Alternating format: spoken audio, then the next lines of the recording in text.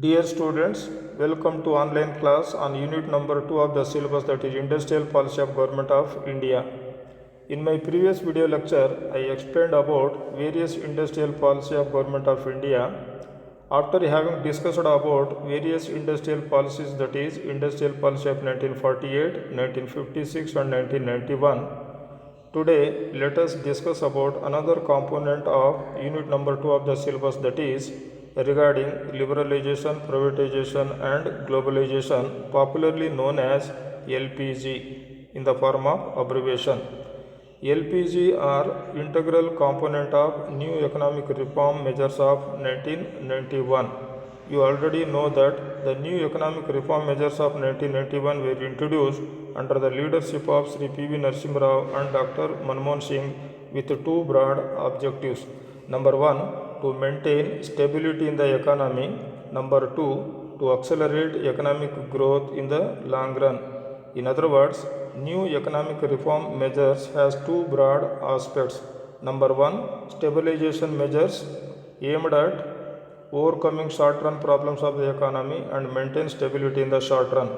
Number two, structural reforms aimed at accelerating economic growth and maintaining sustained, that is continuous development in the long run. The structural reform measures of long run consist of three components, namely LPG, liberalization, privatization and globalization. Therefore, it is necessary to discuss and understand each component in brief. Now let us start with first component, that is liberalization. Before we are going to discuss various liberalization measures, let us understand the meaning of liberalization.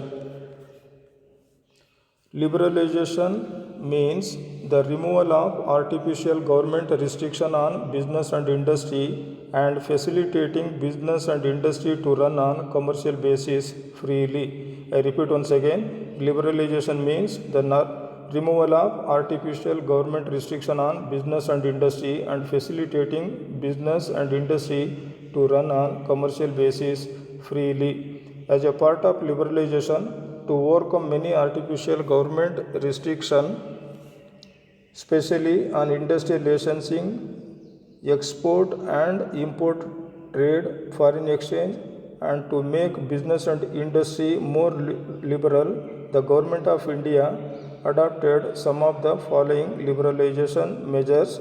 They are: number one, liberalization of industrial licensing. Number two, FERA stands for Foreign Exchange Regulation Act of 1973, replaced by FEMA stands for Foreign Exchange Management of Act of 1991. Number 3, MRTP, Monopoly Restrictive Trade Practices Act, replaced by New Competition Bill of 2001. Number 4, Adoption of New Trade Policy 2001 and 2007. Number 5, Reforms in Inflow of Foreign Capital. These are all the some of the measures, that is liberalization measures undertaken by the Government of India as a part of liberalization process. The second component of the new economic reform measures is privatization. Then what is privatization? Privatization refers to the transferring of ownership and management of public sector to private sector. I repeat once again, privatization refers to the transferring of ownership and management of public sector to private sector.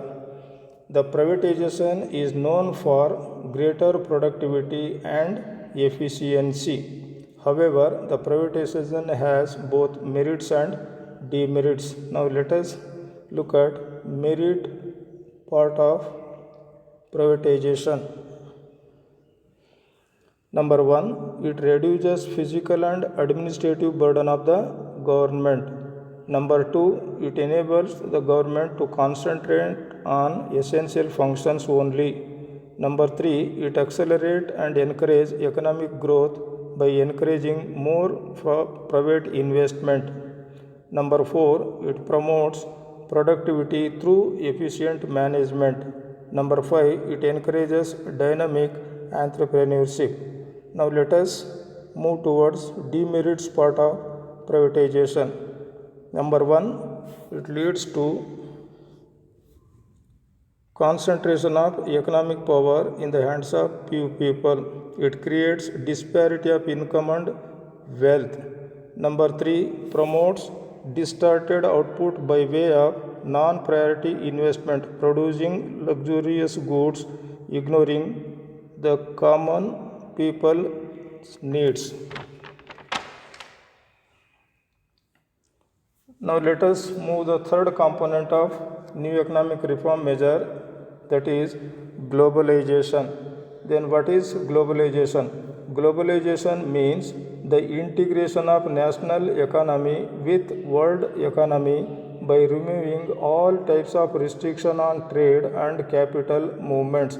I repeat once again, globalization means the integration of national economy with world economy by removing all types of restriction on trade and capital movements. To make Indian economy more global, the following globalization measures were adopted by the government of India. Number 1, foreign equity holding limit enhanced by 51%. Number 2, foreign investment in high priority industries encouraged through provision of automatic clearance. Number 3, abolition of all quantitative restriction on import and export trade. Number 4, to offer many incentives to foreign investors to attract the more foreign investment in the country. Number 5, Indian companies were allowed to raise their capital through euro and global deposit receipts. Number 4, export promotion was encouraged through creation of many SEZs, that is special economic zones. Conclusion: despite the merits and demerits, liberalization, privatization, and globalization measures certainly transferred the Indian economy from inward status to outward status and made the economy globally more competitive. With this, I conclude today's lecture. Thank you.